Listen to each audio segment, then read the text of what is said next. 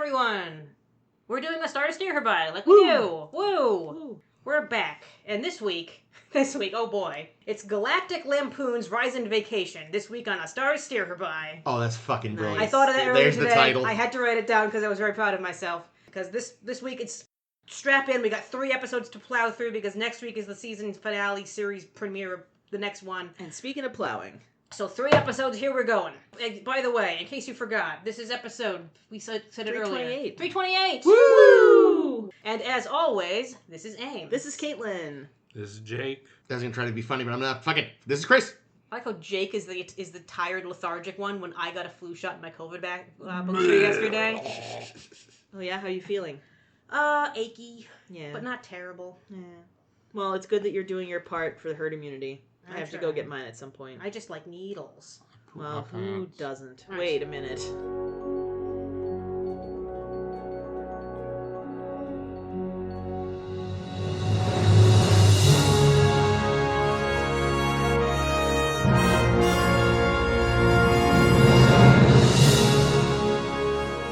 So, episodes this week. As we said, it's a Risan Vacation kind of week. We're starting with Fallen Hero. After that, we'll discuss Dessert. Nope. Every time I want it to be Dessert Crossing. It's not. Damn it. Well, it's Desert Crossing. But now that you mention it, I could go for some dessert. So if we're going to be discussing that later, that sounds good. And then after that, 2 days and 2 nights, but 1 episode. First, we're going to talk Fallen Hero. So, we're on our way to Risa, because T'Pol has noticed everyone's been taking a lot of cold showers lately. When, oh no! Those pesky Vulcans need us to pick up Ambassador Volar from Mazar. Or Mazar? Mazar. Mazar. Or was it Mazar? I prefer They're whichever one Mazarites. rhymes with her name because Let's it makes say it seem Mazar, like a 'cause fun that little sounds ditty. fun. So we pull over, and the Mazarites want her the hell off planet, so off we go. And we learn that the ambassador is like kind of a hero of T'Pol's, at least as far as Vulcans can have heroes. So she's taking it like super personally that her hero says like she's guilty of abusing her power on Mazar, which doesn't sound logical at all. There's gotta be something to this. When suddenly, oh god, more things! The Mazarans call back up, and say, actually, can we have her back after all, pretty please, with phasers on top, pew pew pew? They call back up and say, back up. Back up, back that thing up. And Archer's swinging his dick all over the place, saying, Valar, there's something you're not telling me, you bitch. And T'Pol's like, oh no, Valar's like, I wrote T'Pol like a fool. Valar is like, it's a need-to-know basis, level 10 clearance, etc., etc. I can't tell you. So Archer says, I'm turning the station wagon around right now, young old lady. And the Mazarites will probably execute you. Sucks to be you. Then there'll be no ice cream for anyone. Oh, no dessert crossings next week. Son of a bitch. And this is when Valar finally confesses to T'Pol that she uncovered some kind of corruption or terrorism or something on Mazar that they're trying to cover up. And oh boy, I love this hypocrisy. Hip-hop. Hip-hop anonymous. Hip-hop anonymous. Hypocrisy. T'Pol says, Archer, I've never asked you for anything before. And he's like, sure you have, bitch. I just always do the opposite. But he actually does it this time. And he stops bringing Valar back to the assholes and starts heading back to the ship that they're rendezvousing with. The Sharon. Which really pisses off the assholes. So we finally bring up that, hey, you know, this is a Warp 5 capable ship. And we've apparently never bothered going Warp 5 before, so we can't prove that was actually right. Let's go to Warp 5 and learn that, oh boy, it's gonna fall the fuck apart if we do this for too long. But the Mazarites aren't doing too well either, but they kind of catch up and we stop and they board us. And boy, Archer gets this idea. Oh boy. Where he's like, oh. Terrible. Oh boy. Wonderful idea. Oh, Valar, she was injured in that standoff, and, you know, I gotta stall for time, like I love to do, in that awkward Archer way I have. The son of a bitch. I figured you didn't like that. No. It's like, oh, she must be behind that door. And they shoot the door without checking that there's a person in there. But then the Sharan shows back up to the rendezvous and saves everybody from everything. But of course, as was obvious from the fucking get-go, it was all a ruse and Valar's okay and no one dies ever, ever, ever. The end. Fiend. Yeah. That was Data's mom. It was I Data's like mom. her. She was doing a funny accent in this, but Well, yeah. turned the Irish down. What? Well, I don't think she really like had one at all when she was Data's mom. So, Oh, interesting. like, I feel like I remember her. She just had like an old lady voice. Yeah. Yeah. Maybe it's because she was trying to be like extra proper as the Vulcan, so some of her natural lilt. But she's was not a in very there. proper Vulcan. She likes shaking hands. Shaking hands. She likes sniffing Hoshi or something. eating food. What I did like too was that, like, she'd clearly taught herself, but still wasn't great at it because she would hold her hand kind of a weird angle and it was a little stiff. I've seen you humans do this thing. Yeah, I was so gonna that say was... she's probably never gotten to. She's a bit of a homophile, I think, because she did Little mention how when she learned about Earth being contacted, she was very fascinated by it. She seems like a very cosmopolitan Vulcan. Yeah, well, I feel like to be a successful ambassador, you probably have to be. Well, depending on who you're ambassading with. But, like, when we think about it, we've seen... The two major Vulcan ambassadors we've seen now are her and Sarek. And Sarek is really a homophile. Twice over. So, in a literal sense. Yeah. So, like, I kind of wonder if just ultimately... Vulcan ambassadors probably on the one hand are very revered, but also it must be this weird position where, like, they're revered by their people because they do an important job, but their people also kind of keep them at arm's length because they wind up a little strange by Vulcan standards. Well, yeah, because they like can't wait to hang out with other species and races and stuff.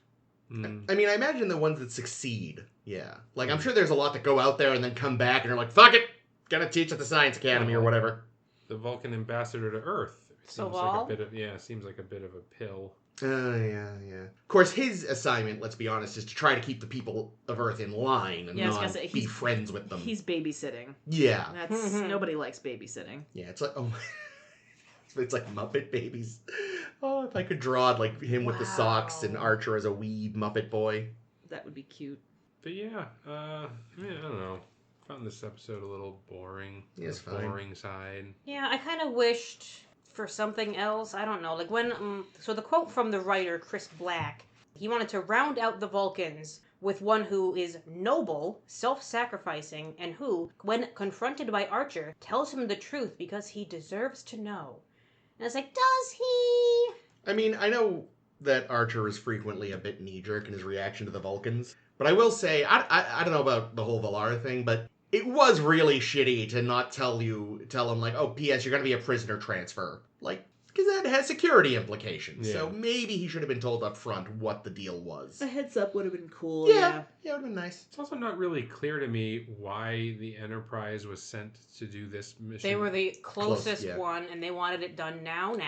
Yeah, because the Vulcans didn't... Well, actually, I think they even say it in the show. Like, of course they sent his ship so that they could get shot at instead of one of the Vulcan vessels. Yeah, but hey, it seems like the Vulcan vessels they go faster. are way faster. That's true, damn it. So how much closer were they that the Vulcan ship couldn't have got there? Plus, we're on our way to quickly. Risa, which is the furthest from Earth that humans have ever been. Yeah. Plus, just the whole security situation here. I mean, like maybe that was the thing. Maybe the Vulcans were like, if we send her away on an Earth ship, the rebels won't suspect. Well, it's the government. I thought it was like another corrupt faction of the government. Wasn't Yeah, it? but it sounds like they're the majority of the government. No. Or at least they are in key positions, if nothing else. But yeah, you're right. Maybe it's like, okay, they'll know we really are mad at her. We sent humans. Or no, they just won't know, like, if they were trying to keep it a secret that she was leaving, if a Vulcan ship showed up, they'd know right away, she left on the Vulcan ship. Well, I don't think they were trying to keep it a secret. Yeah, because the Chancellor or whatever magistrate sent her away. It's to show her how dishonest she is. You couldn't have trusted her words anyway. Look how much stuff she riled up. Yeah. It doesn't make a ton of sense at the end of the day, and I think... and she was leaving because she was going to like witness protection because she was going to testify against the... Basically, yeah. Against the corrupt... How a trial is going to bring down a corrupt government, I don't understand, since a judiciary system is inherently part of said government.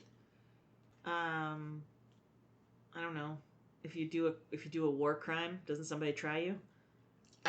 Usually that's the Hague, Oh, I don't know. which is a theoretically neutral faction. Well, but she's testifying. If she's not, maybe they're being tried by Space Court. We don't know. No, it's back on Mazar. Well, just because it's on Mazar doesn't mean. Yeah. I mean, the Nuremberg trials took place in Nuremberg. Yeah. The Nazis were not holding the trials. But that's the thing. As far as we know, there isn't really. We know there's no federation, but we also have yet to be like the one organization we know exists is the Klingon Empire. Aside from that, it is unclear if there are any actual official like space nations, for lack of a better word. Like a lot of the planets still seem to be kind of like doing their own thing. So well done, Klingons getting a jump on everyone. Oh, that Jizz planet seemed to know where it was at from last week. Oh yes, but I don't think it was part of a larger. It was itself a confederation, but took me a minute. I was like, "Geez, oh right." I legitimately thought you meant the Star Wars Musicians for a second. Oh God. This episode, I don't know, to me it felt very, very TNG like. Yeah, But like one of the weaker TNG episodes. Which makes it a very strong Enterprise episode. Yeah. So like Yeah, I didn't hate it. No. Like an escort mission. But the thing that I found, like there wasn't a twist. There wasn't any. Again, like low stakes, like everything on this show. They should have killed her at the end. There was a lot of low stakes this week in particular, I kind of feel like. Yeah, like I just can't get over with the show. Like they never do anything to heighten the stakes, and this was a good opportunity where they could have done that. Well, but they chose not to. I thought that they did a good job though of like building tension, especially during the chase. Mm. Like I think we all knew that the Enterprise was going to be okay since the show is called Enterprise, but I kind of felt like they were still doing something to hook me into feeling some of that tension during those scenes. I don't know if it was just that the scoring was especially good or what, but I felt that it was. I actually really liked. Yeah. I liked this episode. Mach 5, she'll fly apart. That actually would have been really quite funny. Is if they actually did have the Enterprise destroyed, and then they changed the title of the show to the next ship, Season 2/1 of Star Trek Yorktown. It's always a Yorktown.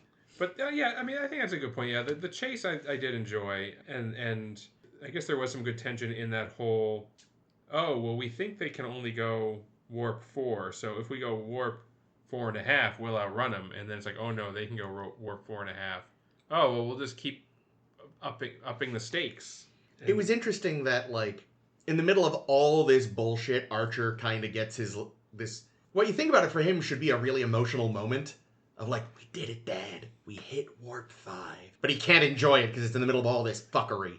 Because even he says to Trip, "We'll need to warp." It's called a warp 5 engine on paper.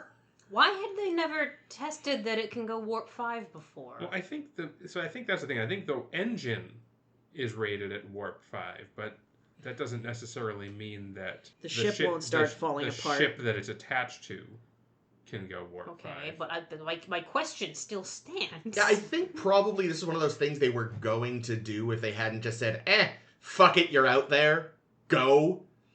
Like, that was probably part of the early mission, was to do just an actual warp 5 test. They've had time. Remember that episode where they were doing nothing? Yeah, you're thinking the writers thought where Archer could have been reading up on Klingons. Reed could have been improving the fucking phaser cannon thing. Yeah, that's true too.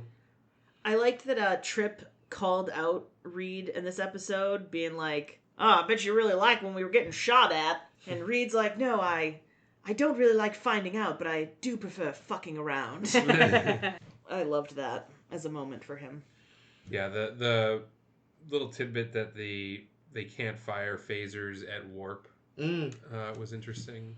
Yeah. We have to stop, fire, start again, go. I mean, I know he said there's potentially a way around it, and I think in future/past Star Trek we have already seen them fire at warp, but doesn't happen much. No, because I feel like there must be physics implications of firing a particle weapon when you're moving faster than light. Yeah, through a warp bubble. Yeah, like it probably ain't easy.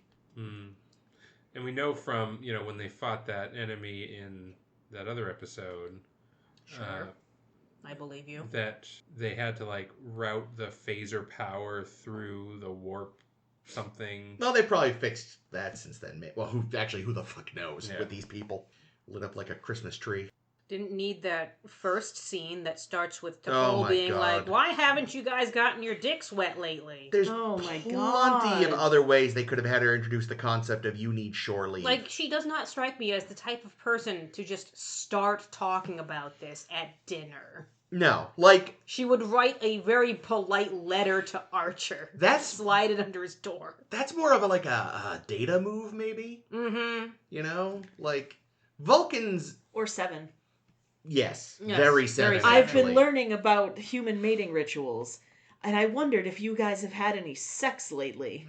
Captain, you seem wound tighter than your bun. She didn't have the bun She by didn't the have the time bun Seven by showed up, but, you know. I I just wanted to say that.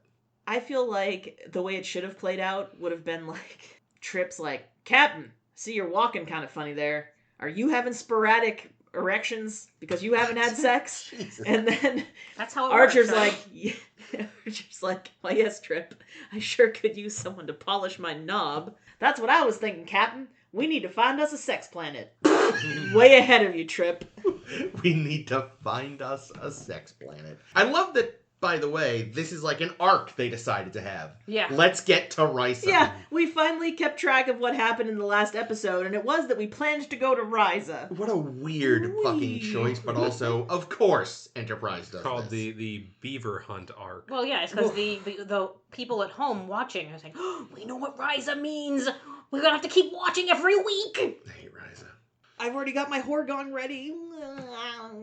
Oh, this annoyed the hell out of me. Why, when the Vulcans were shooting up the bad guy ships, did the Enterprise shake? Space physics, Because clearly. the beam passed so close to the ship that it like kind of shook it a little Sympathy Sympathetic bit. vibration. Yeah, there you go. vibrations, yeah. Yeah, that just, I was like, wait, fucking what? Maybe the Vulcans shot at the shuttle that was attached to the Enterprise. Oh, I'll Because take they did That fly a did little dock. shuttle and dock it. That would be Yeah, but like, really why would you stupid, bother though? though. Yeah, because Oh, they're not the ones of course. shooting at the ship. Yeah, exactly. Oh yeah. All your fucking facts and logic, Vulcans, you dummies. You know, they missed and just would never admit it. Was that? Oh, go ahead. You might know, as you are our resident seating expert. Seating? Was that an old like? I'm gonna say I have no idea because I already have no idea what you're talking Chair. He's talking about chairs. Yeah, about. No, 'Cause Oh. then I don't know. that's too bad. Because I kind of wondered if the Vulcan captain's chair. It looked like they may have reupholstered like an old Enterprise A or maybe Excelsior captain's chair. I'm Seemed sure to they have the same shape. reupholstered some chair that they already had. Yeah, but I mean, That's what it, they do. it specifically looked like one of the like TOS movie captain's chairs. Yes, you are welcome to look it up and write your own blog about it. Wow. I will say that I was a little pissed on Hoshi's behalf that there was no one else who could give up quarters for Valar. Well, I think she offered. Yeah, but there aren't other fucking rooms. I mean, Where's Crewman's Daniels been sleeping? well, Oh Crewman- wait, it's locked up. Yeah, they locked that up. In fact, he had a roommate, I think, too, who they had to reassign. Oh god. So they're actually doubling up somewhere. Is that room still locked up? Are Yes. we ever going in that fucking room? Might. I genuinely don't remember, but maybe. Jake said we might, so I'm guessing yes. Oh. But I imagine there must be some other, like, how could they have every room full on the ship? Honestly, though, considering this is like basically a bare bones first go kind of thing, they weren't expecting to be doing anything kind of like this. So I could see them having just been like, yeah, no, it's a small ship and every room is full. I also feel like it would have made more sense for Archer to give up his quarters. Like I feel like that would be sort of the dignitary stays in the captain's quarters. yeah, but he hates Vulcans. Well, true. But also, honestly, like, they already don't like the smell of humans. His room smells like human and dog. Well, maybe they love dogs. Maybe they hate human smell but love dog smell. Dogs smell pretty good, to be fair. They could be like, oh, Not I all see a dog dogs. has been here. Would you mind moistening that dog a bit Ugh. to improve Oh, the God, aroma? nothing like wet dog smell. Gross. I will say, though, I'm surprised that Hoshi volunteered, because what if she gets, motion sick in the wrong room? Oh yeah, She's if the sleeping stars in aren't med going the bay. right way, she'll be in big trouble. I forgot about that. I think the highlight was definitely like Fionnuala Flanagan. There we go. Which was the Vulcan. Yeah, I thought she was. ambassador. I really liked her. Yeah, she's good. fun. I always like she's her always when I see good her. when she shows up. But it's also funny though that T'Pol's hero is sort of a not so Vulcan. Yeah, I mean they have definitely been like unsubtle in the fact that despite putting up a good facade, there's a streak of minor nonconformity in T'Pol. Yeah. I think what we're finding out is that the Vulcans in general have been fairly repressed. Mm-hmm. Oh, yeah. And not just in the sense that they're repressing their emotions, but just like their whole culture and government seems oriented towards conformity. Yeah. And you have like the Vulcans that we met, the rapey Vulcan and friends. They were kind of going, and that's how you end up with shit like that, right? If you completely repress a society, you're going to end up certain people blowing a gasket. Every single society we've been coming across lately, there's some kind of a terrorist movement because their government is shit. Yeah. Every single one. Except for Jizz Planet. They're all happy. Yeah. It's almost like... Or it's all happy. Yeah. Yeah. The whole every government is dealing with terrorists thing is... It's not. I mean, it seems very Star Trek. Not at all something ripped from the headlines. No, God, no. I do have to harp on the ending a little more because they telegraph it way too early that this is Archer's stalling for time plan, when it would have been way more effective if Valar were actually injured or something, and there was some actual standoff in sickbay. Because honestly, I was very confused by Phlox's reaction during that whole scene, because he does a scream like he thinks they're actually killing his patient. No, he was doing that like they were killing his equipment. That's good. See, my wonderment was, did they tell him she's not in there or not? It's like, I mean, they didn't tell Willie in The Simpsons that it was all a setup to teach Homer and Bart a lesson. We were all in on it. Well, I wasn't. Yeah, so I can only assume, because Phlox wouldn't give that kind of reaction to a plan that was going accordingly. He's not that good an actor. Sorry, I mean, John Billingsley, maybe. Phlox, no. I'm still imagining just them being like, it all went to plan, and Phlox is just like, you didn't fucking warn me! I will say, though, that this episode killed it. That was just the right amount of Phlox. Yeah. He was there. He was a little bit self-righteous about you fucking with his patient. He screamed loudly when you destroyed his equipment. The end. No more Phlox. Good. Perfect. I thought it was going to be a 2 for this week because of when he shows up in the 3rd episode we'll be discussing, but we can talk about why that's not so later. I was expecting a slightly different ending. I thought that what Archer would do is, instead of having Valar hide, the fake out with the she's in the tube. And we put her in the broom closet. She's fine. No, I was expecting him to just tell the enemy people that he dropped her off on another planet called Gullible on the way. And then they would have like made it about face and been like, all right, set course for Gullible. Like, they didn't open the tube first. There's like, well, there's no way they could put fake bio readings on that screen. Yeah. Like, I'm sorry, you people infiltrated the government how? Money. They had money. That's how they did it. Yeah, I don't know.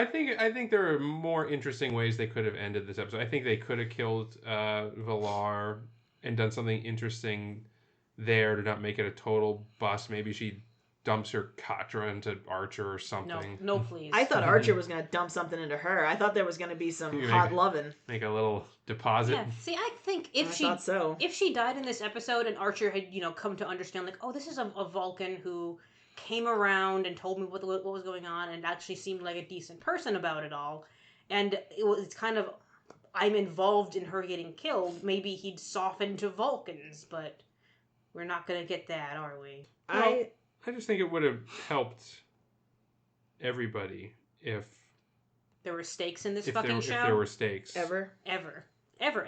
Yeah. And not that they'd eat the steaks, because Vulcans are famously vegetarians, but Triple eat the steaks. Oh yeah, Triple be like,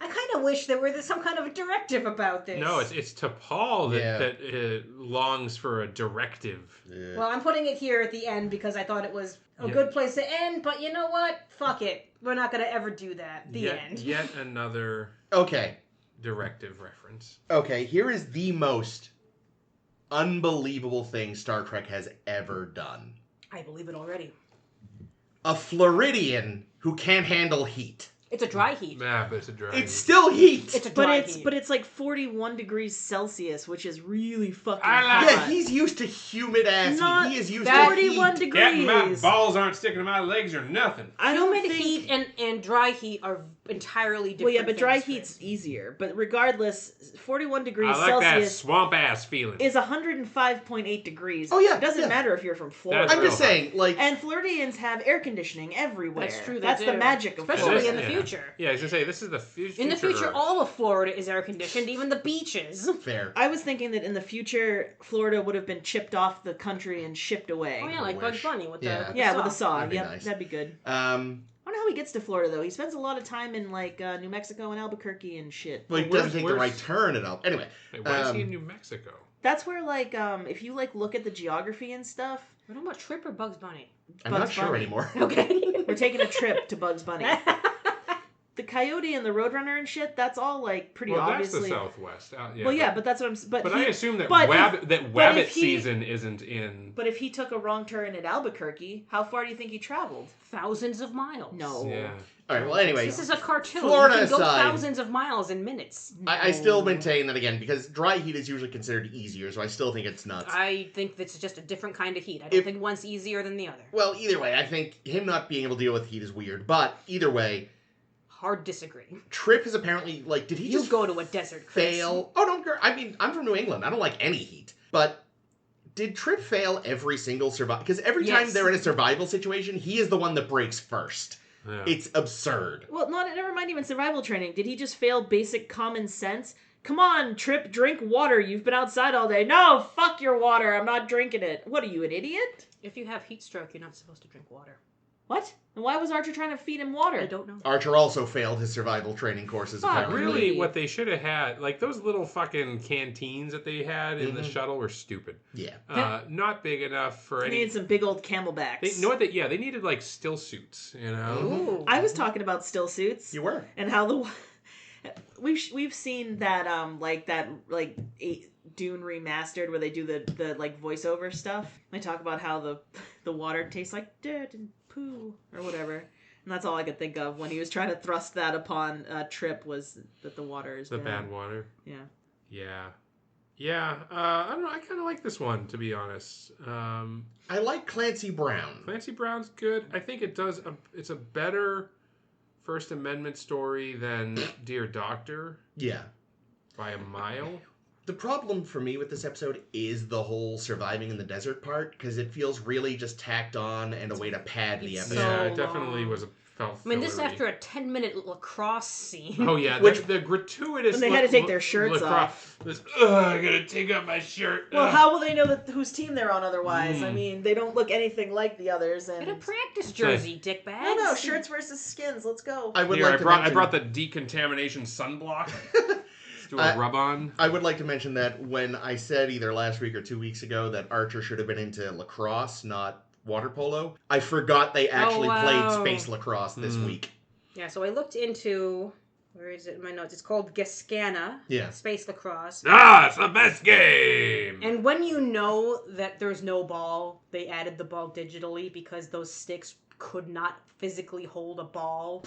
It's very distracting. I did not know that, so luckily... Yeah, I'm glad. Yeah, I and also didn't they know. could never have made those moves on like one take. It would be take True, them all day true. to shoot this fucking scene if they were a real ball. Yeah, but the thing about the ball is, how did they make sure that the actors were making motions that would make sense for the... Did the motions make sense? I wasn't really paying that close attention. That's for the best. Okay. Yeah. So the answer is they didn't. Okay, apparently, understood. that's what I'm getting from Ames anyway. Don't watch it too closely. I never plan to watch it again, so Yeah, no no. You're like, problem. oh, that is not how physics works. Interesting. Okay, cool. Speaking of digital balls, we also had a lot of extra digital stuff this episode, because you know what else sucks? God, that ship. That ship was bad. There's the ship, and there's also, like, just because you're on sand, there was just constant having to deal with footprints and vehicle tracks and all that bullshit, that they added in a CGI vehicle to explain why there are tire tracks, because they just didn't want to deal with the tire tracks from their existing, like, crew vehicles. Okay, well honestly, I didn't even notice tire tracks, so that was needless. I would have rather they spent the time making Mr. Krabs' ship look convincing. Mr. Krab? Clancy Brown. What's his character's name? I keep forgetting. Zabral. Yeah.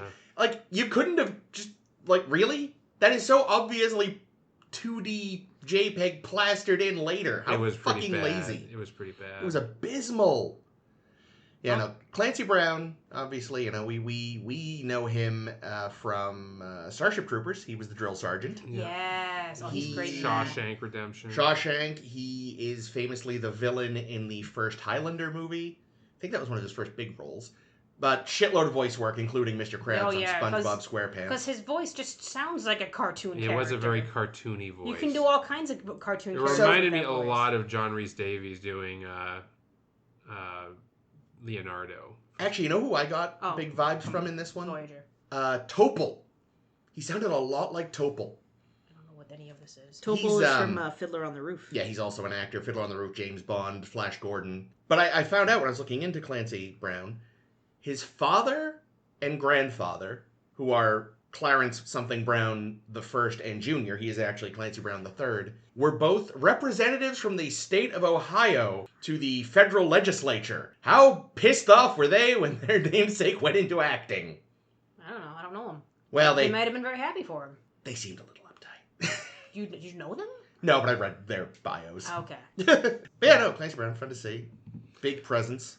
Yeah, he did a good job. Big man. He's just a big mountain of man. Yeah, I never knew if he was supposed to be a sympathetic character or a fucking terror thing. Because when he learns that Archer, has just been talking to T'Pol about, these guys, don't trust him. When he learns that, I thought he was going to try to kill them. It was pretty scary for a minute, yeah. It's like, oh god, this is a you won't like me when I'm angry kind of man. But then he doesn't, which is interesting. Yeah. I think they're trying because he needs him. Yeah, well, I think they're trying to leave him a bit more vague, because we do only get everything from him. True. I mean, it seems believable because this government... But we don't know anything about that. No, but they do seem pretty eager to blow up Trip and Archer. Because it's like, I just feel that's not a good look, government. No, because it's like, it's easy enough to be like, yeah, we literally know nothing about your planet. We met this guy, he needed help. Yeah, and freaking Archer, like the very last scene where it's like, oh yeah, maybe I shouldn't jump in. But these guys seemed like they had a cause I could get into. It's like, Archer, no, you don't know these people. Stop getting involved. Yeah, I mean, I'm biased. 9 times out of 10, if you tell me your government's evil, I'm probably gonna believe you, because they usually are. I think Archer just has, like, the memory of a goldfish, and whatever people he's talked to last are the ones whose side he's on. Yeah. Like, we've got the Suliban and I think it's Tendarans, Jesus. The Suliban versus the Tendarans. It's like, I talked to the Sulibans, now I'm on their side. No, I talked to a Tendaran, now I'm on their side. No, I talked to this other guy, now I'm on their side. Okay, so Archer, stop it. You don't have to pick sides. Leave them alone. I did miss, apparently there's a detail that I probably missed, that Zobral damaged his own ship when he sent out that distress call, so that he would have a reason to lure Archer there. I assumed that was what he did. Yeah, they don't say it explicitly, but presumably that's... Yeah. Everywhere online just said, like, they did that, which makes him untrustworthy. I don't think it was explicitly stated, but I think that was the implication that he was trying to... Get Archer's attention. Yeah. How he knew where Enterprise would be, that's a whole different question. He just probably called up Al and said, where's Archer? Because Al knows everything that Archer does. It's true. Yeah, he knows how many Suliban there were. It's like, God, that is not how that happened. Yeah, I thought that was good. Like, I don't know, I enjoyed that. That aspect is pretty fun. I think that this is an actual... Yeah, space gossip cannot be trusted. Semi-original story for Enterprise to do, which I appreciate, because there's not a lot of them. Yeah. Interesting idea. This sort of the legend, this legend of, and how quickly it spiraled out of control. Yeah, exactly. But again, it just wasn't that.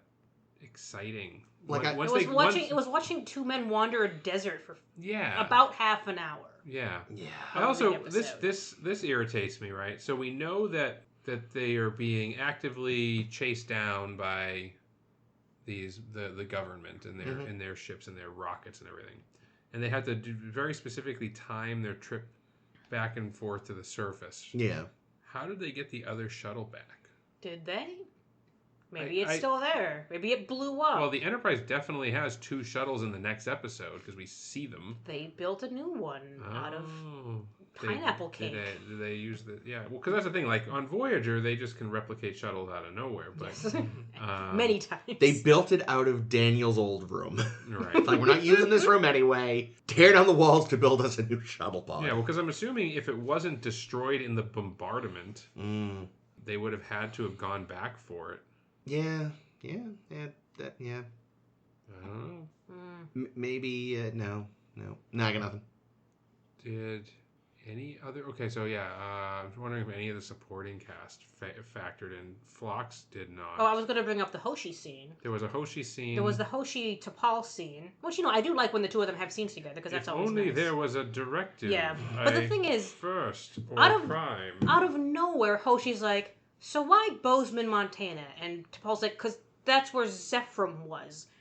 Why is this relevant? But also, like, surely that's just taught in every Earth history class, right? Well, no, I think what she started it stupid. Like, yes, that was a stupid way to phrase it, but I think her point was well taken that when the Vulcans showed up, they went to the US, and if they had then gotten a call from the Soviets... we're in the middle of World War III or some shit, right? Well, no, we're after World War III. So there's presumably still, like, other countries that are still, like, fuck the USA at this point. Probably most of them. Well, it's unclear. We don't know much about the political situation. Lily briefly mentions some faction by name. The Eastern Coalition. Yeah, so we don't even know if the U.S. exists at that... Well, actually... From what Hoshi said, it seems like they did. Yeah. But God knows what it was at that point. Yeah, it was probably a fascist... It at least involved Montana still. Fucking shit show. And the Eastern Coalition is, I'm guessing, China. And it's probably like a federation led by China.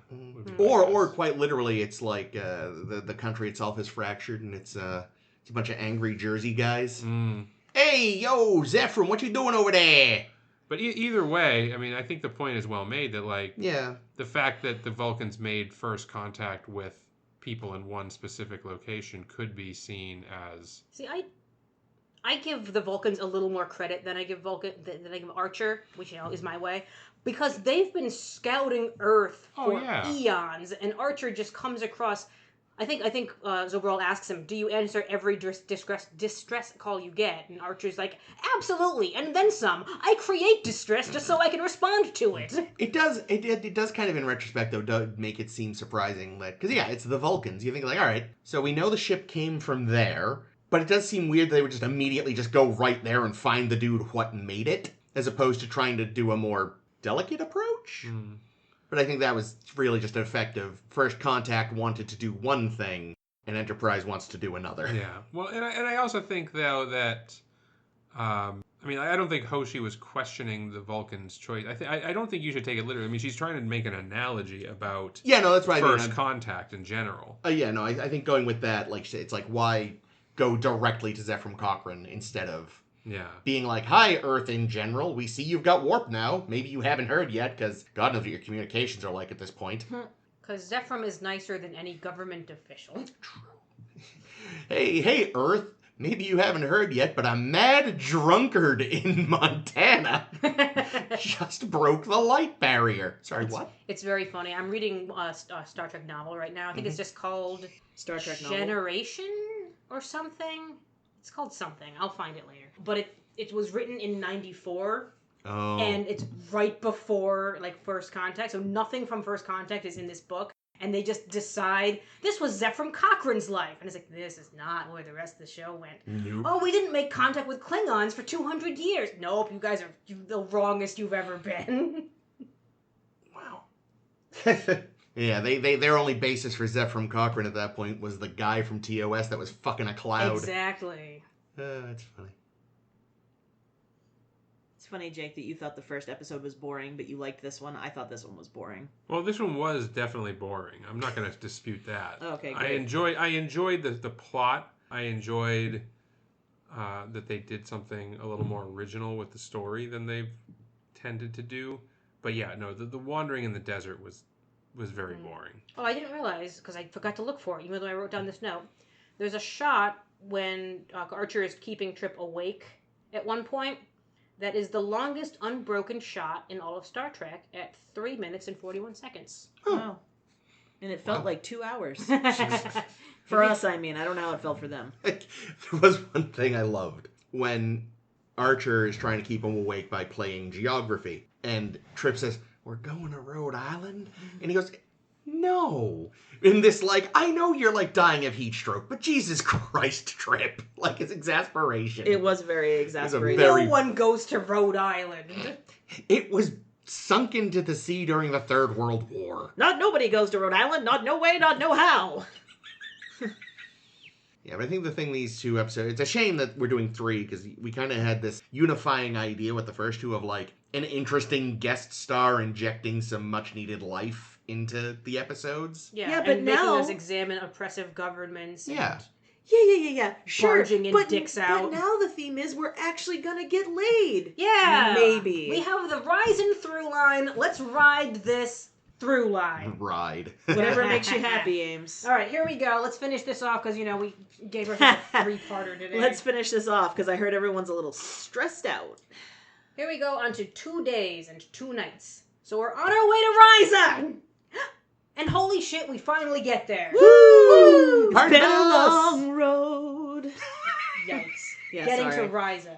Everyone's drawn lots for who gets to go on vacation, and surprise! Most of the regulars get shore leave. Wow. That's convenient. Who's shocked? From there, we get a bunch of individual stories that don't affect each other a lot, so I'm just going to go character by character here. Let's start with Mayweather. Knock him off the list. Poor Mayweather. Knock him off the mountain. Do you think he's gonna get a plot? Not really. He has opted to spend his time on Risa going rock climbing. We never get to see him go rock climbing, which is a fucking shame. But we learn he's broken his leg, and for some reason the doctors on Risa are absolutely incompetent or something. Well, it's because they've never seen human beings. And we tie this into the Phlox story. Here's the Phlox story. It's Phlox's annual hibernation. And Ensign Cutler puts him to bed, and not in the fun way that she wanted last time. It might have been the fun way. We don't know. Promising, I can handle the ship in your absence, because apparently there's no one else on board with any medical knowledge. And, as established, doctors on Risa are fucking imbeciles. And Mayweather comes up and is having some kind of reaction to the medication he's on. Cutler wakes up Phlox, and he groggily cures Mayweather while the writers add in lots of stupid jokes that don't land, and Ames was done with it. And they gave him furry feet. Fuck you, Phlox. Next up, Trip and Tucker are Night at Roxburying it up. Wait, no. Trip and Reed. Trip is Tucker. Oh my god, I wrote Trip and Tucker like a fool. Reed and Tucker are the new stars of Night at the Roxbury. I said the same thing! Yes! Well, actually, I said He did say that. the SNL Clubmen sketch because I couldn't remember Night at the Roxbury. Yes, that's what he said, actually. See, I was going with more of a Miami Vice, given that Trip's Florida man already. So. True. Good. And they're convinced they're cool enough to go to Bone Town with the hottest chicks on the planet. And the hottest chicks on the planet lure them down to the fucking basement or something, where it turns out cellar. They're actually shapeshifters who rob them both down to their skivvies because, of course, we need more underwear shots. Bulge. That's most of that storyline. Why just talk about male essence when you can show it? Comfortably nestled into cotton briefs. Speaking of male essence, let's talk about the Archer plot. Oh. Porthos is being a good boy. Oh, he's a good boy. Until he and Rilo, this little Chinese crested from next door, barks on by. Archer starts hitting it off with Rilo's owner, the sexy Kayla. Or Keela? Kayla. It was Kayla. But she's being super shady about her past, and we learn, oh god, she's a Tendarin, and Archer has no idea what to think about this because Tendarin's bad, and Suliban's bad, but this lady's hot. Yeah. But on the other hand, boner good. And luckily, he doesn't have to think about it much more because she knocks his ass out. And neither she nor the Tendarans will ever be heard from again. Nor that Chinese crested. Thank you, Enterprise. Finally, the one crew member who does get lucky on Risa is somehow Hoshi of all people. Good for her. I told you she was a sexy girl. She didn't even want to get laid. She just wanted to go there to That's how you do learn it. languages. That's She how you learned do the it. language of love. Apparently. Who meets Ravis. He was a cunning linguist, don't you know? Yeah, he's kind of cute, and they're both language geeks, and they language geek at each other, and it's adorable. It's unclear if the other half of the crew gets any shore leave, or if it was only the first half. Yeah, I don't understand why they couldn't have just stayed 4 days and done shifts. Well, I think that's maybe what it is they're doing shifts, and they were all just in the first shift, maybe? But Phlox said he's only going under for 2 days. Well, but He needs a day. He needs 2 days of fucking and sucking. So Yeah. well, I kind of maybe. just assumed that this was his shore leave, and that meant that Cutler got to go when he was done hibernating. Maybe. Also, But, hibernating, what the fuck? Well, they established yeah. a while ago that he does that. Well, He's gross. yeah, he sucks. Okay, so one thing I'll give this episode. You loved all the Phlox scenes. I do love that Trip and Reed got comeuppance for thinking with their dicks. That's fair. It's Especially- Risa. That's what you're supposed to do. Well, I know, but it's like an Enterprise of all shows to have someone like be sexually stupid and get caught out for it is shocking Well, and refreshing. Okay, but if they were 2 female characters who were stripped down and tied to a pole and left there, would that have been cute? we're gonna meet And a cute. nice comeuppance? Like, I kind of feel like it's fucked up. It is fucked up, but like. But it's a classic sort of like yeah. scam that they fell for because they weren't thinking. Yeah, it's very. But the thing is, it's very But cliche Risa's a that you fuck have. planet, though. You have the male characters that are acting all like we're gonna get our dicks wet, Yeah. and then they get robbed. Paul told us to. Oh. I thought whatever. I thought the shapeshifters were not necessary. Like It They could have just they been could have just women. been Could've been robbed just by those those ladies. women. Yeah. Like, Yeah, well, that's why true. did they have to be shapeshifters? I don't fucking. That I don't know. It's Because 2 sci-fi. women were never going to overpower 2 mighty men like Trip and Reed. Got The it. thing that I liked, the tidbit that I liked the most about this episode, right? So we know that this is the farthest human beings have ever been from Earth. Mm. No humans ever And been to beagles. Risa. But here's the thing: dogs have preceded humans to this part of space. Yeah, somehow. So I love the idea that, like, okay, humans are still getting out there, but some alien. Oh, you mean the Chinese crest? the Chinese crested? I assumed that was just an alien No, dog. it's not an alien. It was a dog. They picked a weird-looking dog she- so it could be an alien dog. she But called it well, there yeah, were- but there that were- could have just been the universal translator I giving think- us the closest word that we No. have. I choose to believe it was an actual dog that's like that. Dogs. Earth dog. That dogs are like one of Earth's big exports. That like. Oh, well, that certainly Well, but is it's- breeders. realistic, to be because honest. think about it, like, what a cool. If you're an alien from an alien planet that doesn't have companion animals, maybe all your animals are food animals or something. The idea that, like, oh, there's these animals that you can have, and they'll just be your friend. They'll just live in your house. They'll be your friend. You got to take care of them. You got to feed them. You got to clean up after them. But they're just friends, and they're soft, and you can pat them.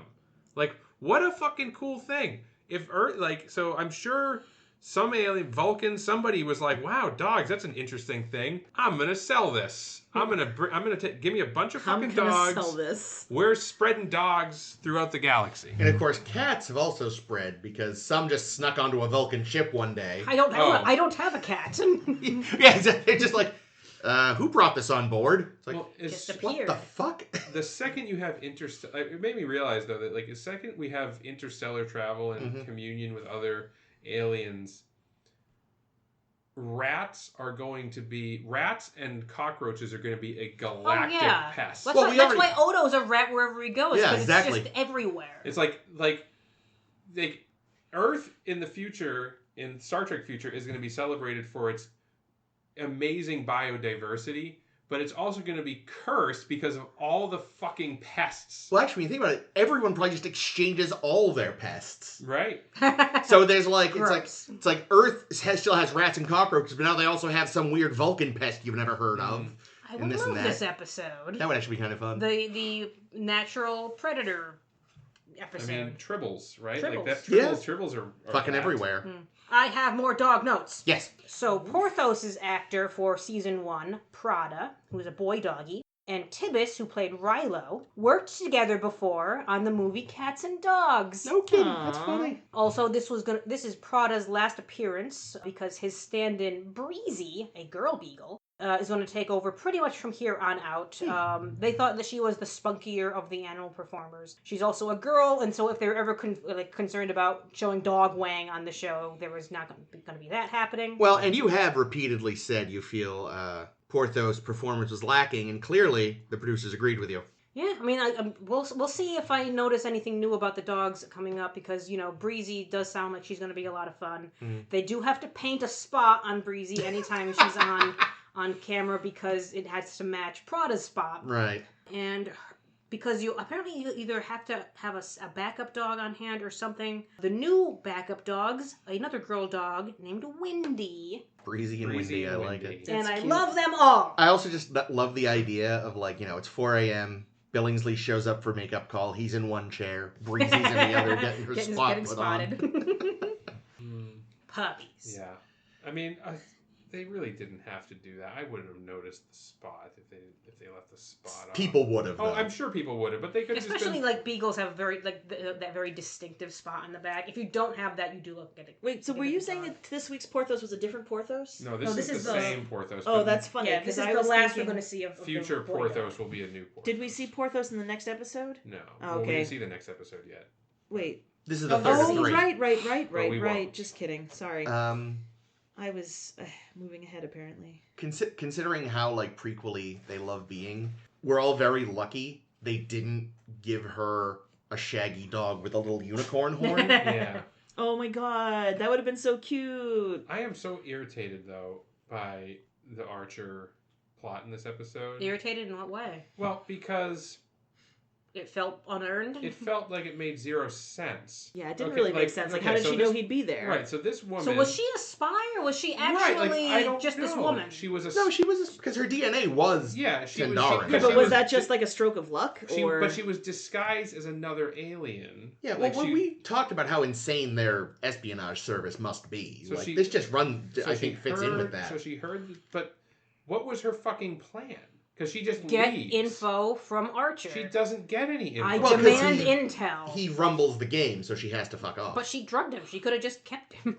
Would you want to and- keep Archer? He No. sheds on the He's fucking got knowing furniture that, and a we good never doggy, get though. another Tendarin episode well, is probably really because, fucking annoying. What a waste. probably because someone finally fucking realized it's dumb. It is dumb. It's It is very- like I said. It's a waste and dumb. It's two things. Yeah, like I said in fucking Detained, just because he's met these people doesn't mean he knows anything. Mm-hmm. You should understand Archer this. knows nothing. You are Jon crazy Snow. super spies. How do you not understand that just because you've punched someone, you don't know anything about them beyond what their jaw feels like? See, But she was hot. yeah, that's the thing. And age appropriate. It should have been... He should have rumbled her much earlier, Mm. and then she should have knocked him out, and then he should have woken up tied to a chair and getting beaten, and And then Malcolm and Trip both wake up next to him tied to chairs and oh, what are you in for? It all dovetails. It was all actually a huge Tendarin plan. Bah. Except Hoshi. She still just gets laid with her linguist friend. Good for So her. this version of Risa does not jive with other versions of Risa. It looks boring. It looks really boring. I wanted It's to see dull. the rock climbing. We never see it. Well, We only see the inside of Archer's room, really.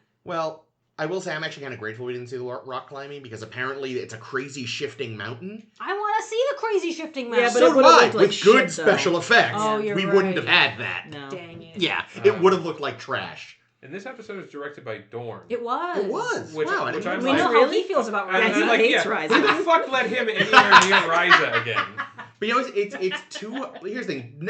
Before this, the next time we see Risa is in TNG, so it's 200 years later.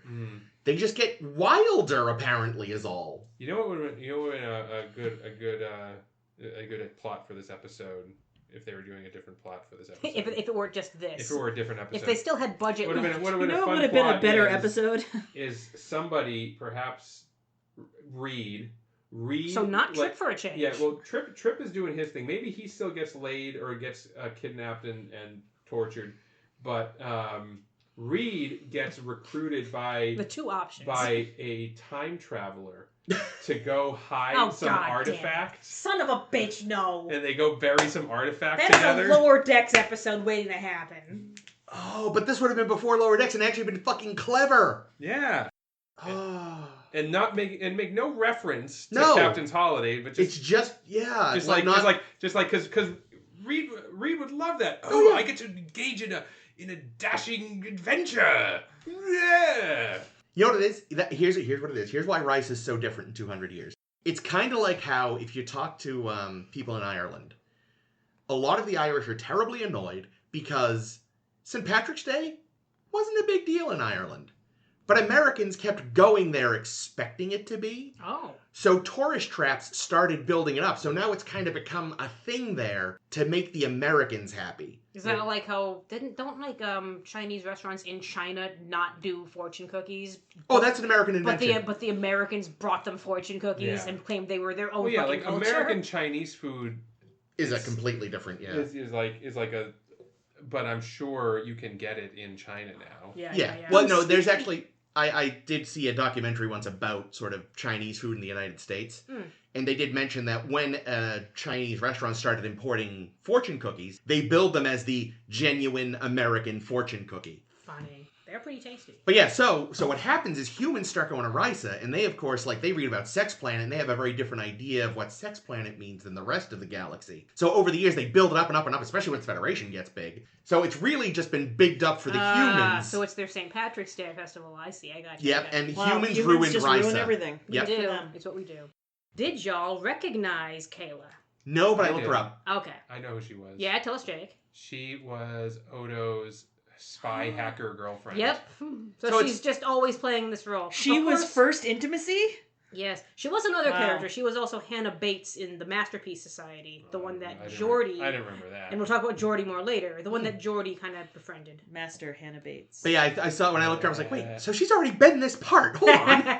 What the fuck, She's Enterprise? just always femme fatale. Yeah. But she looks so down to earth. Femme She fatale does. sounds very Italian. It's a femme fatale. Oh god, you broke Chris. I've had a lot of big ones this episode. You two have both been just getting me On repeatedly. fire.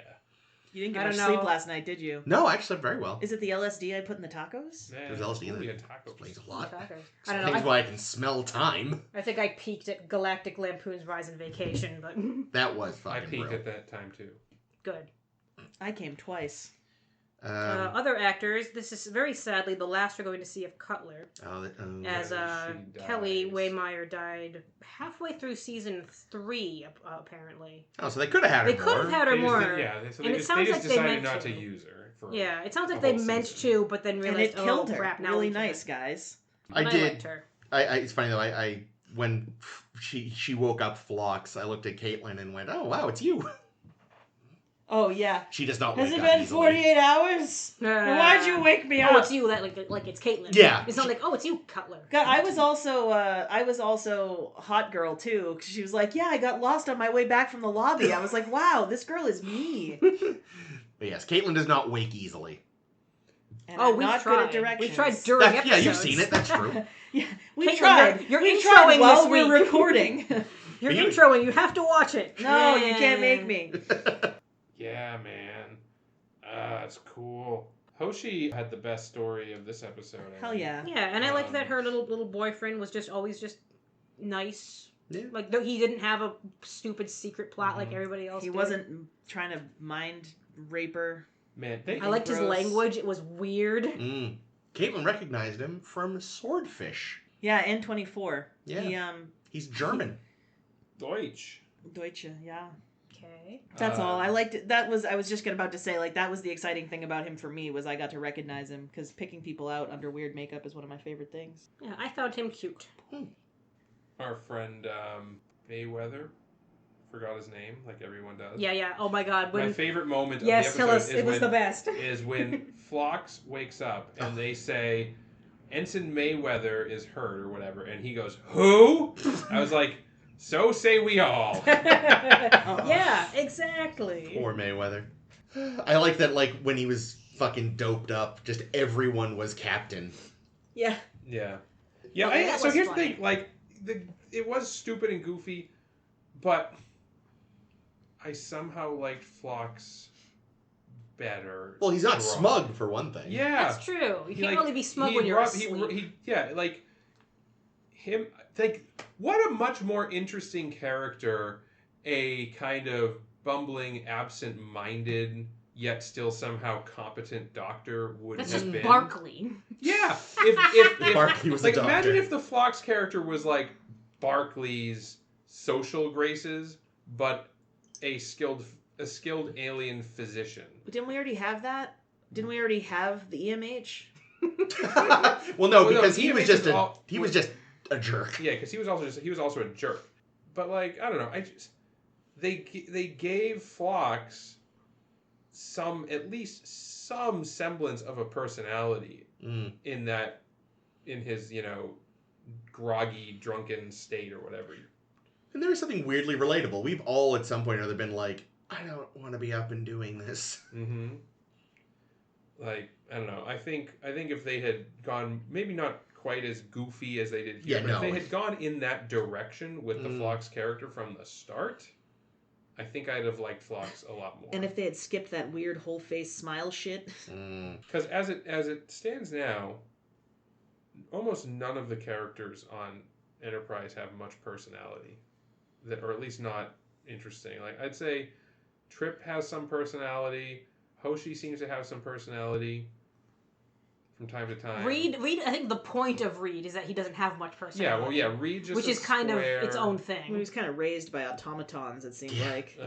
Archer, I just find more unlikable every week. Archer's just kind of a jerk. Well, because like we said, his whole thing is like ultimate American. Yeah, and like he's always just such a jerk to T'Pol for no reason, which I don't like. Yeah, I was surprised he wasn't like, yeah, you should hang out with what's her name. She seems like she likes to shake hands and laugh.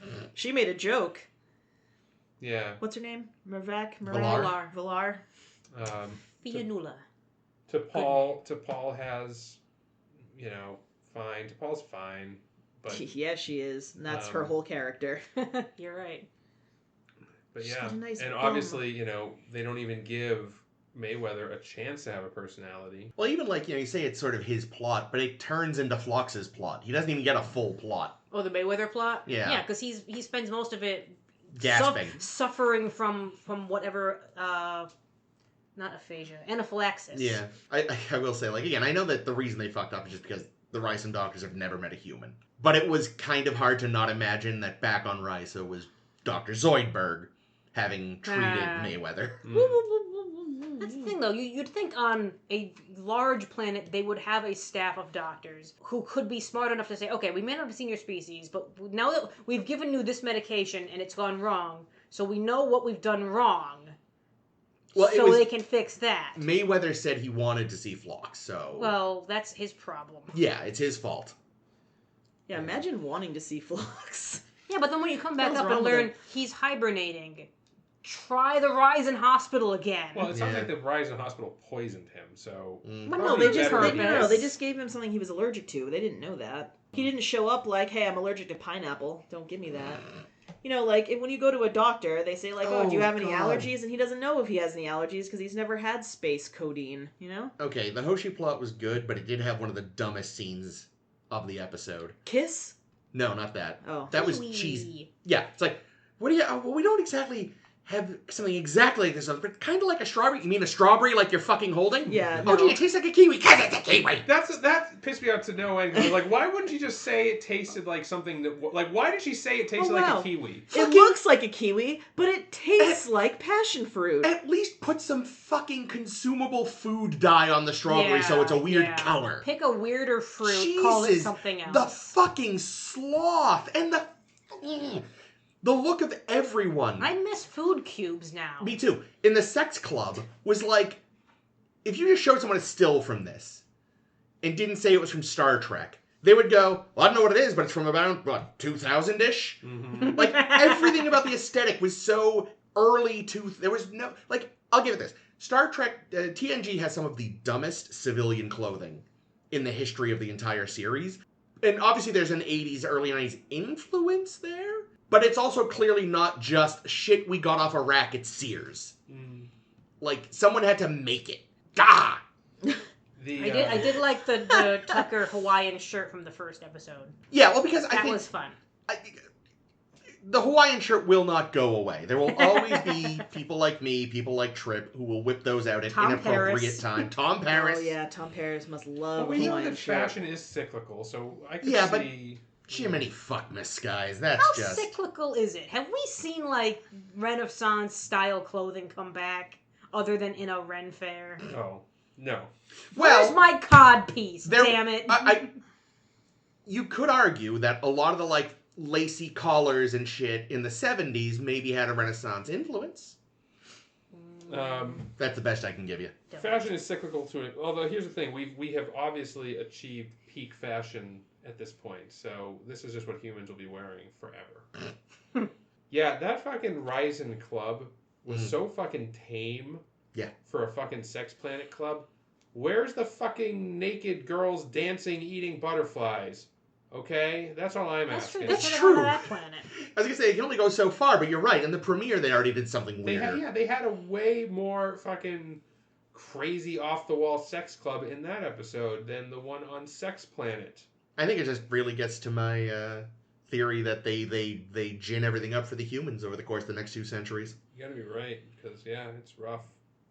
That's not really is the problem. I like how Archer's door control was a Horgon. Yes, it was. I missed that. Oh yeah, the door, like the light switch plate was in the shape of a Horgon, which I thought was funny. I have one final note I wanted to bring up. T'Pol would never give Archer a gift. Clearly, it's a fake. The one thing I thought was funny about that was that cover looked like if Paramount had put out like a Wisdom of Sarek book you could pick up at Barnes & Noble. Like, there was something about the typeface and the design. Like, this looks like a novelty item that I'm shocked they haven't, frankly, already put out, because they've already put out a bunch of novelty, Star Trek books over the years. Well, so here's the thing, right? It's was clearly an English translation of this book. Yeah.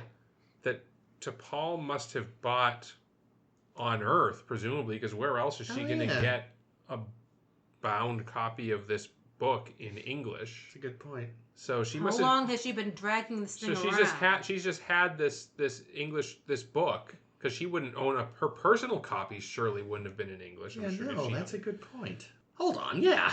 So she must have just have had this and is like, oh yeah, I'll give it to somebody at some point. I don't know. At some point, someone will need this. It is only logical. Because they certainly aren't selling English language books on Risa. Yeah, no. No. Huh. Very interesting. Yeah, so somehow, even though we started off saying we're not going to have much to talk about in these episodes, we talked for quite a while about these episodes. I have more to say. You do? Yeah. Nick, get it out of your system. Yeah, I don't know. I felt like a lot of blue balls. I had as much blue balls watching this as all the characters except for Hoshi had. Because I just felt like the plots never really got resolved. They were all like little tiny plots too. Yeah. It felt like that episode of The Simpsons, like some number, 52. 23 short films about Springfield? Yeah, like they're all just tastes. But those are all fun. Yeah. Like, I feel like, I know they had to cut back a lot of the Archer story, and that it never seemed to come together, because I think I wrote down in my notes, which is over here, they were trying to do a To Catch a Thief thing. Mm-hmm. I've never seen To Catch a Thief, Neither so have I didn't get the reference. But I also know, since, it's end of the season, we don't have the budget for the kind of stuff we want to do on Risa with moving fucking rock walls. Or butterfly eaters. How the fuck did they pay?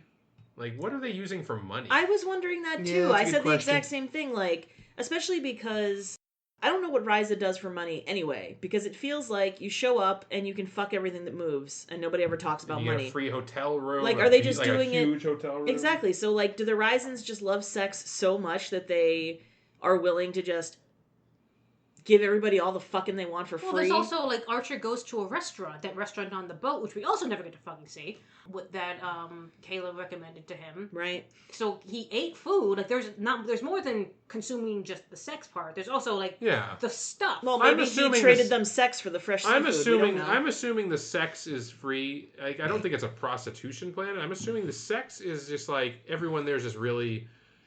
free. Yeah, no inhibitions. So you just, they'll fuck anything that moves.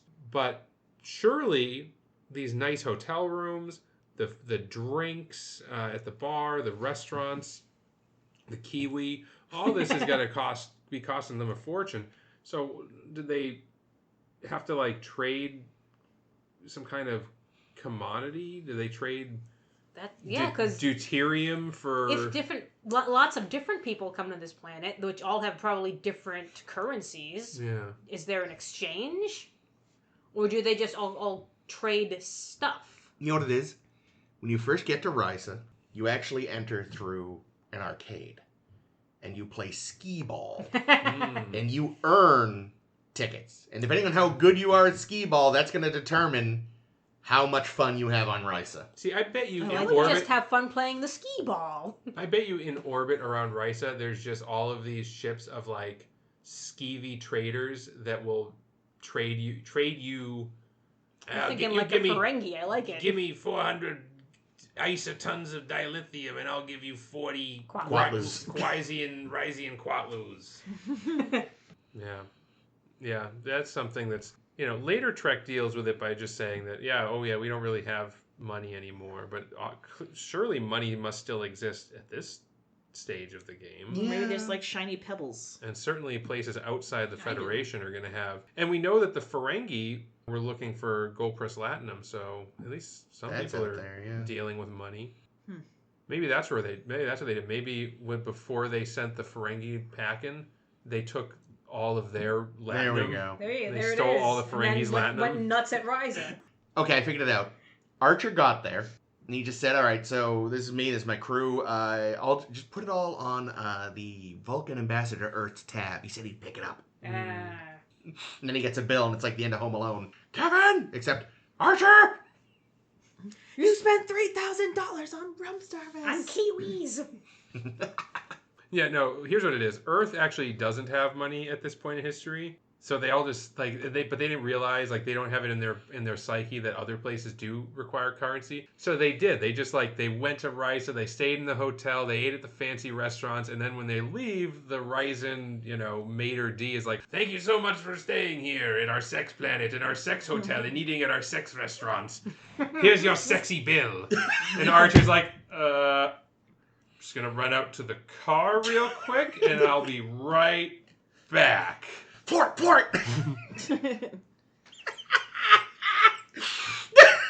Jesus Christ.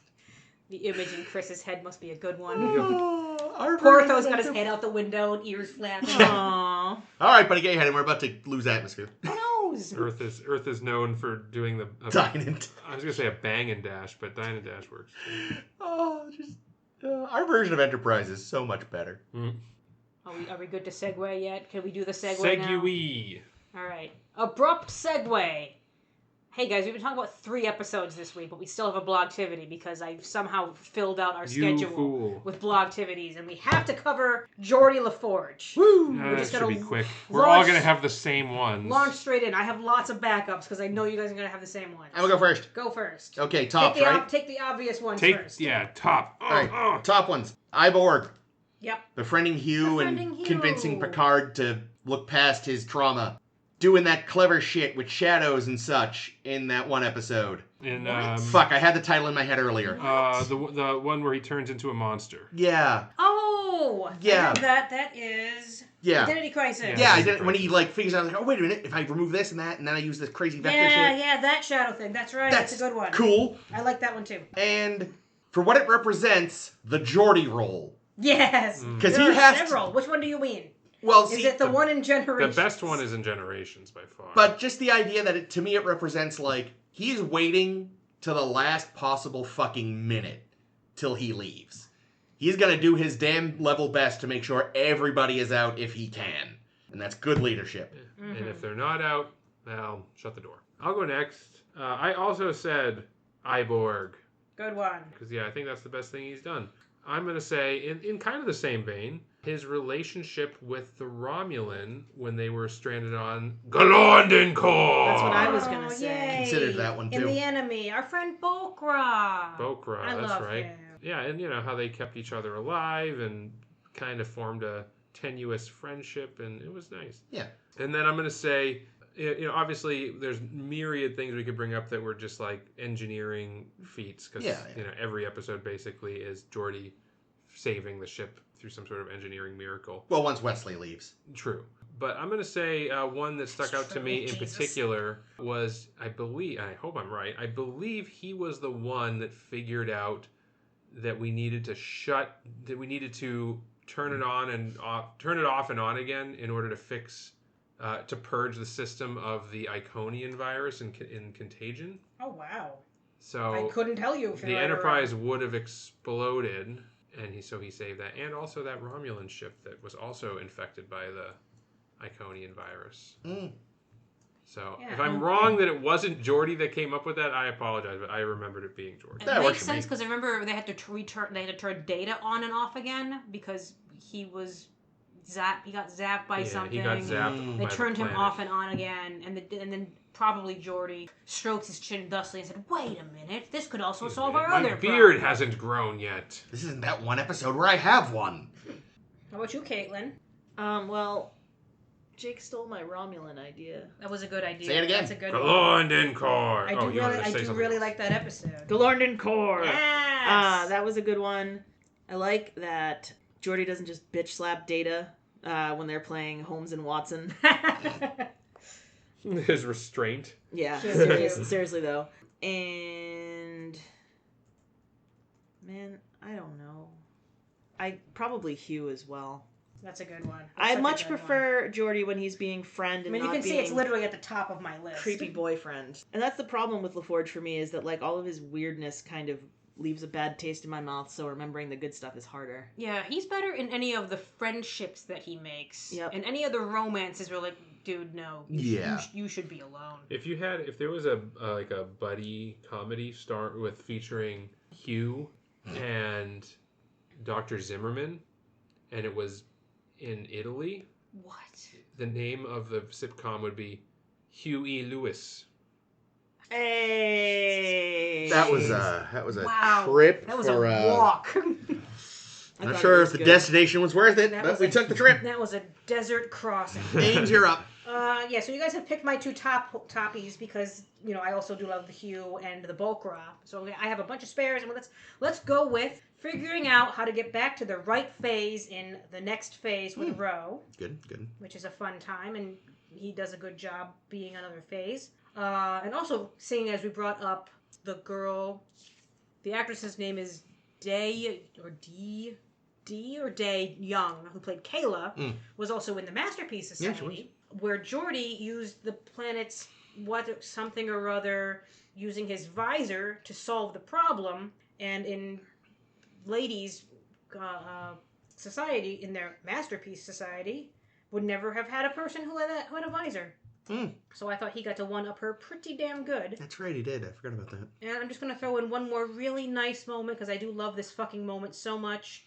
In Insurrection, when he gets biological eyes and watches a sunset. Yeah, that great nice. moment. Bad movie, good scene. Burton acts the hell out of it. Yeah, he does. It's a good one. I think one honorable mention is going to be when he saves the ship in Booby Trap. That's another good one. Speaking of, yeah, good. That's I figured that was a good segue to the bottoms. Bottoms, obviously. That whole shitty speech to Leah Brahms that time. Which one? The one to the Leah Brahms? The one to the real one, yeah, where he tells her that she should love him because he's trying or something. Yeah, nonsense. where he's just Why aren't you like my simulation? I did the worst thing a man could do and tried to be your friend. Yeah, so I also tried to get in your pants. Obviously, worst Geordi moment. Other moments, not being a good boss to Barkley at first. I know a lot of people were kind of in on that, but he, especially as his direct boss, and someone who, as we have established, is kind of awkward in certain kinds of social situations, maybe should have had a little more empathy for a guy who doesn't know how to people sometimes. I'm going to counterpoint that, though, with that he does try. Like, you're right, like, he is kind of a jerk, but he makes an effort to not be a jerk. Yeah, fair enough. But he could point taken. I'm gonna go with that because I don't have time to think of another one. Yeah, I love he makes people on the holodeck. Geordi shifting eyes. Cough. And And this one not terribly serious, but still, Geordi. I know this isn't about fixing anything because the temporal prime directive has already been fucked. But you didn't have to tell Zephram about the statue. I had the same. That was my number 3 on my list because creeping out Zephram Cochrane was not a good move. Yeah, like, I get it. Everything's already ruined. It's about minimizing the damage as much as possible. Especially because I think finding out about the statue was what really pushed him over the edge to try to flee.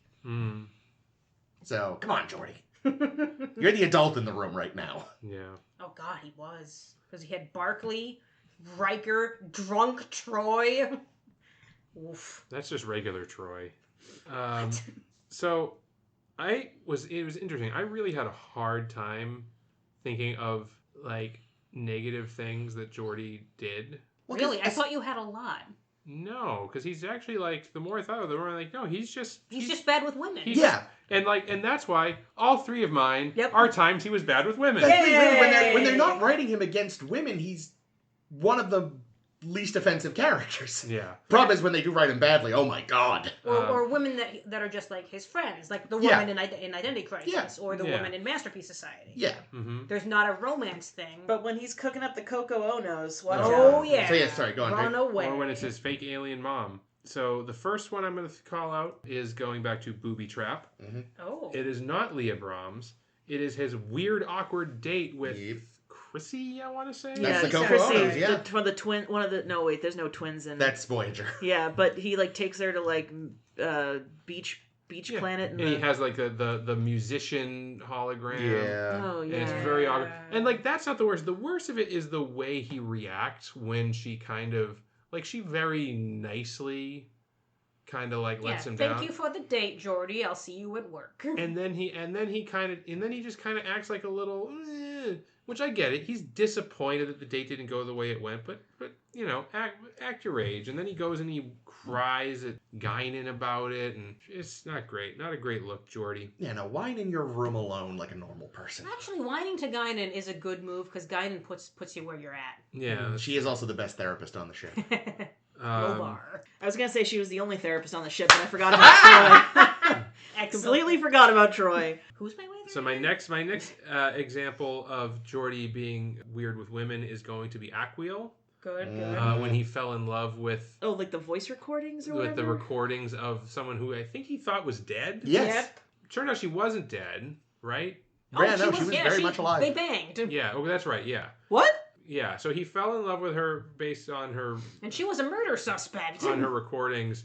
Yeah, she was suspected of a murder. It turned out to be her dog. Yes, it did. Yeah, and then the relationship, again, it was kind of weird that he then went on to have an actual relationship with her. And then, I mean, it goes without saying, but I'll say it again, fucking the way he dealt with meeting real Leah Brahms. Oh, yeah. I don't really have a problem, to be fair, with hollow Leah Brahms. Like, yeah, it's a little weird, but at the same time, who hasn't fallen in love in there? To quote Geordi. I mean... Riker's fallen in love in there. Janeway's fallen in love in there multiple times. Seven with her version of Chakotay. Yeah. Like honestly, like, it's the holodeck. That's what it's for. It's for fucking. You can't go to Risa.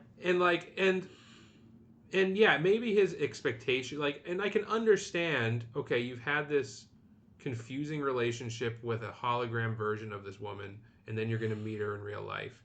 I can understand him having, like, weird emotions about that, and, like, having to deal with his weird emotions about that. Where it goes really off the deep end is when she finds out about it, instead of acting like an adult and dealing with the awkward situation, or just running away, like that would have been fine too. Never see this woman again. That be like you're absolutely right. You caught me in this fucking fucked up situation. I gotta go. Yeah. He gets mad at her and tells her that she's a bitch because, like, he did this thing that she felt was a violation, which it was, and he basically told her she sucks. And then I'll never get over how she then at the end of the episode apologizes to him. Man wrote this. And, like, it's the worst. It is bad. So bad. And like, really, it's tainted my entire perception of the Geordi character because, like I say, other than those three like examples of like him just being weird and awkward with women, which it's fine. He's an otherwise very competent engineer, a good person, a good friend, compassionate. Well, what, you know. Well, I mean, how about that time he was really shitty to Scotty just because Scotty was, old. The last generation. I don't think he was shitty to Scotty. He Scotty kinda- was getting underfoot. Yeah, he was kind of shitty He to got Scotty, a little though. short with him, but I get it. Wow, y'all are the worst. That was one of my bad Geordi moments. Well, That's fair. That's fine. Ooh. You can make that a moment. It is. It is. Good. He should respect his elders. That, Leah, obviously. And the fact that he installs the broken emotion chip in Data seems like a bad call. Am I wrong? When does he do I mean, that? Data tells him to. Data Yeah, tells- but still. Is this in Generations? In Generations. Yeah. Oh, okay. But yeah, I agree with you. I mean, he at least, like, I guess it is Data's choice, but I don't think he tries very hard to talk him out of it. He's No, like, "Are you stop, sure this is a don't." good idea, Data?" And Data's like, "Yes." Oh, okay. All right. Here we go. Down the hatch. Well, no, they have to open the hatch first. Hey. Heyo. Yeah. Yep. So I also had just a lot of everything in Galaxy's Child, but Yeah. I have a couple extras. Let's go with getting everyone sick in the Naked Now Mm. by touching shit on the Tchaikovsky, whatever it was called. Tchaikovsky. I forgot he was patient Yep. zero, or at least the Enterprise They patient just zero. wander in, fucking no. Naked time, they were at least in suits, and the guy had to remove the glove to get Which infected. was fucking stupid. It was still stupid, but they didn't even have any protocol in yeah. fucking TNG. So really, I mean, really, that's on several people. Oh, Riker or absolutely. Picard maybe should have been like, hazmat suits? Why is everything ice in there? Put on some gloves. Correction, sir. That's blown out. And then he spends most of that episode whining about how he has a visor, which is a little uncomfortable. That's true. Yeah. I'm also going to give him some guff for making so much fun of the fucking Pack-Leds in Samaritan Snare until they fucking kidnap his ass, and he's stuck with them. Yeah, that again, unfortunate episode. He gets kidnapped a lot. He does get kidnapped a lot. He does. Poor fucker. Yeah, speaking of getting kidnapped a lot, let's throw this on the list because why not? Getting fucking Manchurian candidated and using his being Manchurian candidated in the mind's eye to kill a fucking Hollow O'Brien.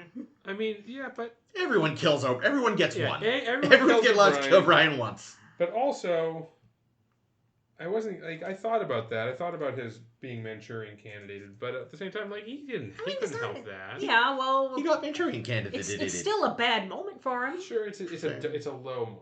Mm, but yeah. not Would you prefer I swap it with my other one? getting Sorened? The other time he gets kidnapped and Oh, no, I didn't have that one. I had chasing down Harry, Kim, and Chakotay in Timeless. I thought of that one too, but I was thinking about like I don't know if that's a good moment or a bad moment because in the end he kind of lets them get away. Like he does his duty by chasing them down, but he could have stopped fails. them. He fails, but it seemed kind of like it was like a gentleman's agreement between him and Chakotay that no, Chakotay, don't fuck with time. Please stop. Willy Wonka? Yeah. That's kind of what I was thinking. Yeah. Well, we're gonna fuck with more time next week. Oh Oh, god. we it's- Is are. it time for a temporal Cold War? It is time for our season 1 finale and Yep. season 2 premiere. Yeah. So it is Shockwave parts 1 and 2. And This season could have been shorter, and I wouldn't have minded. maybe they could have spent more money on the okay episodes and made them good episodes.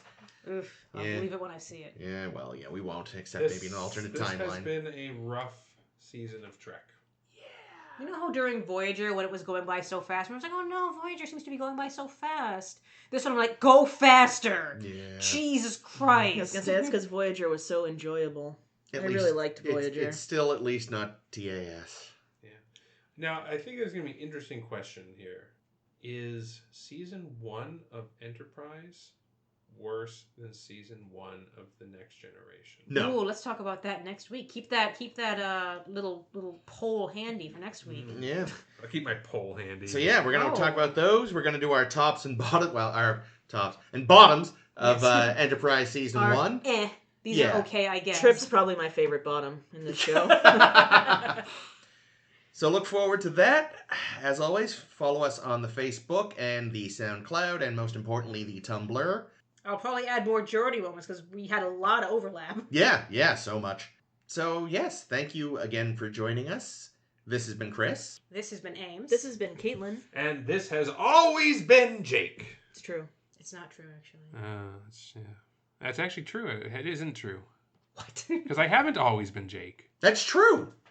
I know it's true. I forgot until right now. It's very weird. Yeah, I think you told the story on the podcast. I don't know if you told the story on the podcast because Caitlin doesn't seem to know it. Well, she might have just forgotten. That's correct. I probably just forgot. I wasn't born Jake. I became Jake. You're gonna cut I all was this 'cause born this is in very the shadows, but you were. But now I gotta keep it. David, now you have to keep it because that was gold.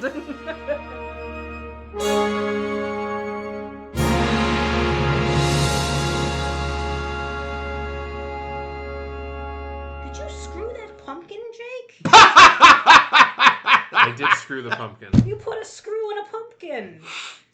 What a weird man. Don't judge. Well, now I know what's going after the credits.